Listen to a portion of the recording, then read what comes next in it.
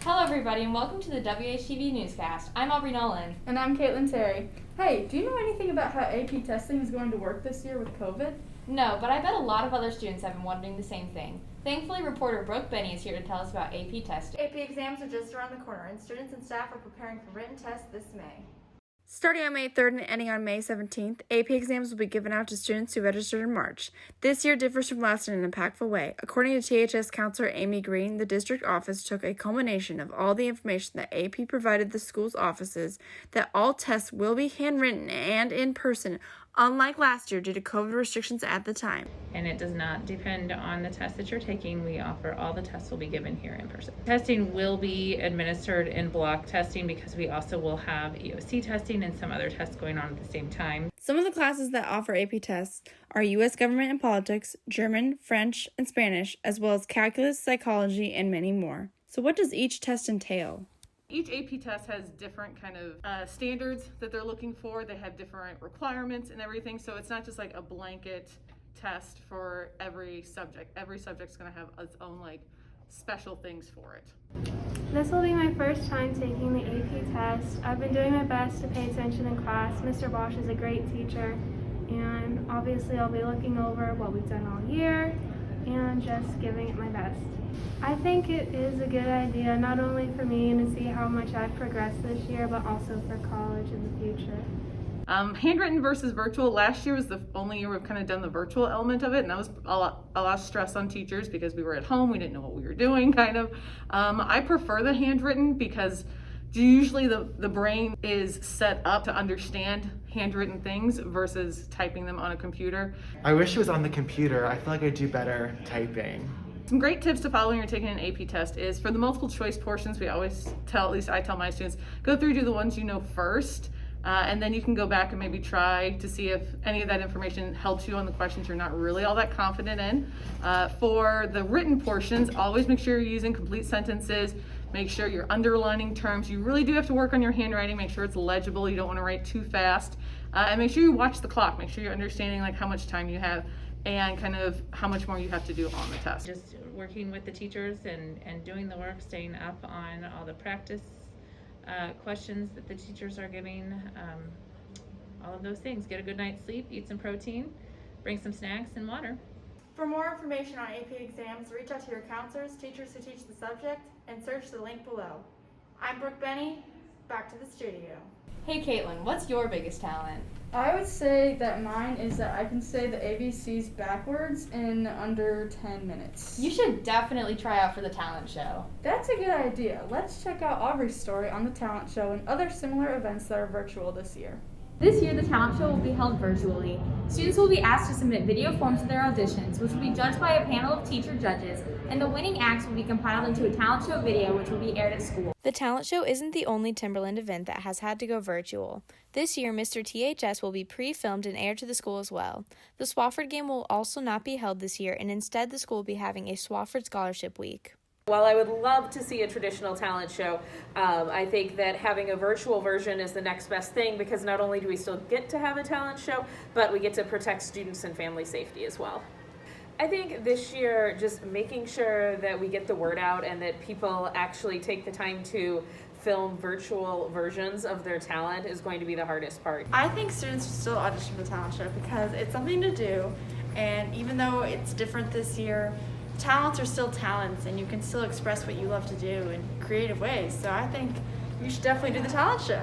When students and staff were asked if they prefer in-person or virtual events, 93% reported that they prefer to attend events in person, though 78% reported that they would still attend an event of interest if it was held virtually. I'm excited to host this year's talent show even though it's online because I feel like it'll be a really fun experience, and it's definitely a different experience from past years. And I like to get involved with anything that's school related, so I'm excited. If you are interested in learning more about any of these events, keep an eye on your email and listen to the announcements during 7th hour. That's all I have for today. Now back to the studio. World Health Day is a global health awareness day celebrated every year on April 7th, under the sponsorship of the World Health Organization as well as other related organizations. Every year, the World Health Organization chooses to highlight a special theme currently in the wellness and medical world, ranging from mental health to insurance and everything in between. This day sets the tone for what's to come in the world stage. Hey, have you heard of the English teacher, Mrs. Wagner? Yeah, I have, but I would like to know more about her. Let's go to Will to get some insight on just who Mrs. Wagner is. Hello, this is Will Tischler, back again with WHTV. Have you ever had Miss Wagner as an English teacher? Well, if not, she teaches here at Timberland, along with being the head varsity coach for THS Cheer.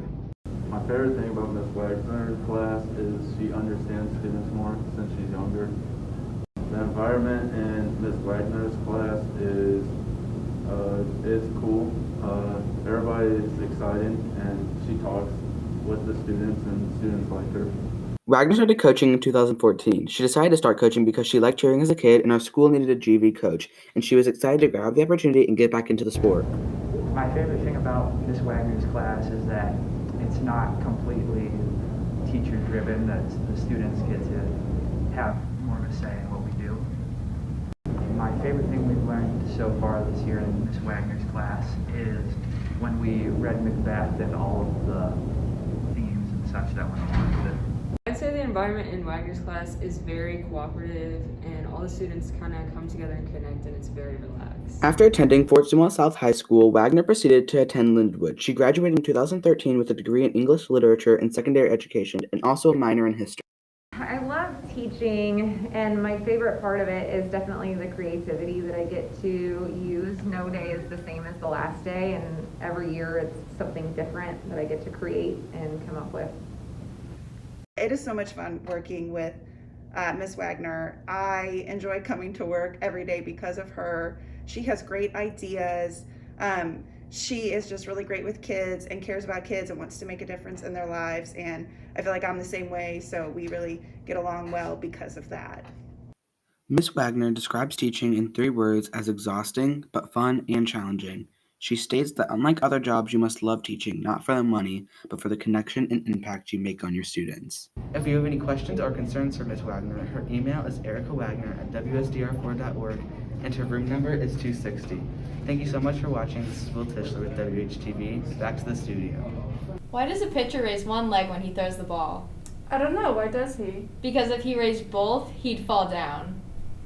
Wow, Aubrey, that's a really funny joke. Did you think of it yourself? Anyways, let's see what Kaylee has for us about the Timberland baseball team. Hi, I'm Kaylee Lineback with WHTV. The boys varsity baseball team was chosen on March 5th, and the season is now in pursuit. It's time to take a look at what they've been working on and how it's playing out with COVID restrictions. Abner Doubleday invented the game known as baseball in Cooperstown, New York during the summer of 1839. Doubleday then went on to become a Civil War hero while baseball became America's beloved national. So what I'm most excited for this season is going out there and just playing with all my buddies and winning.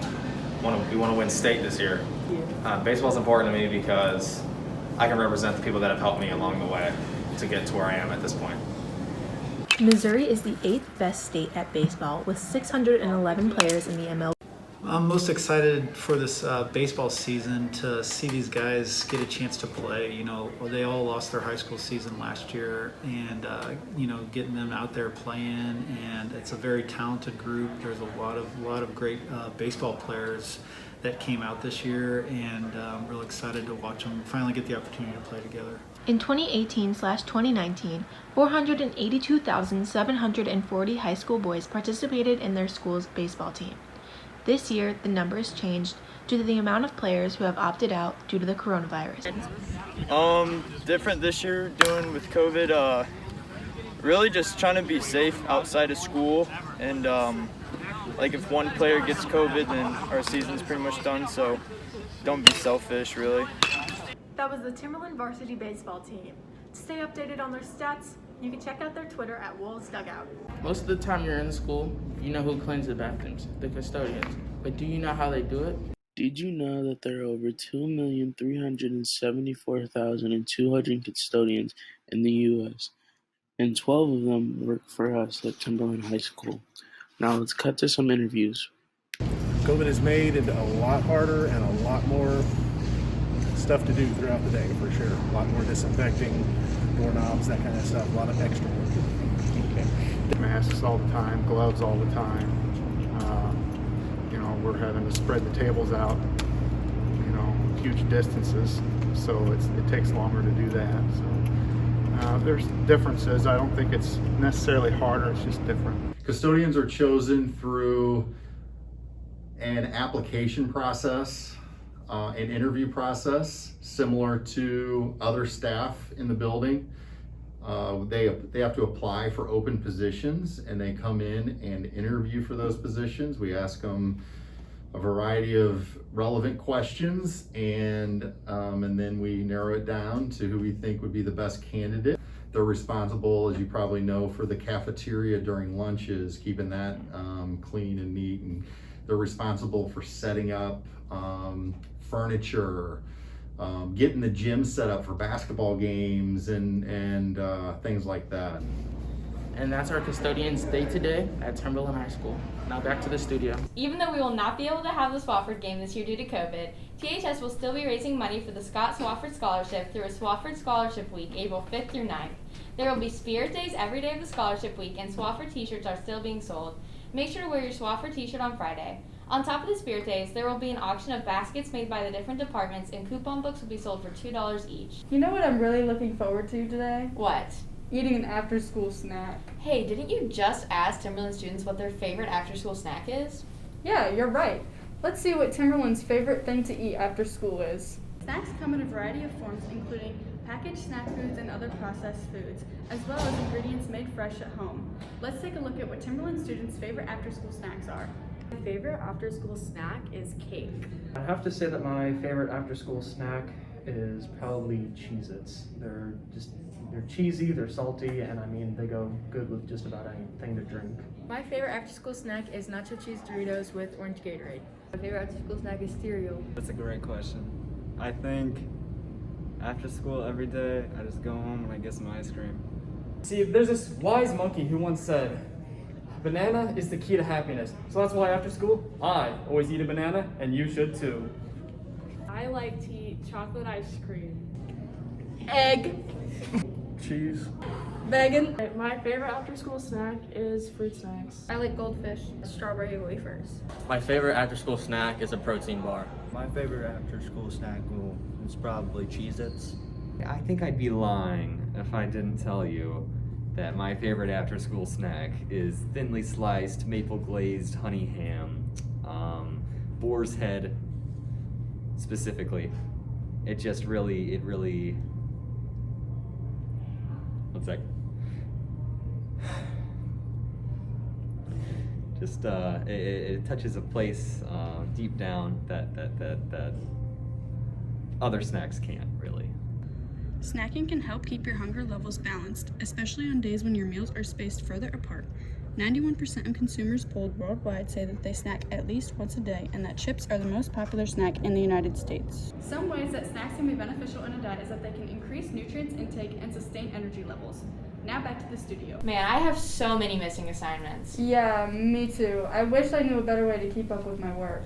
I learned that you can organize your folders in Drive to help keep track of assignments from Carter's PSA.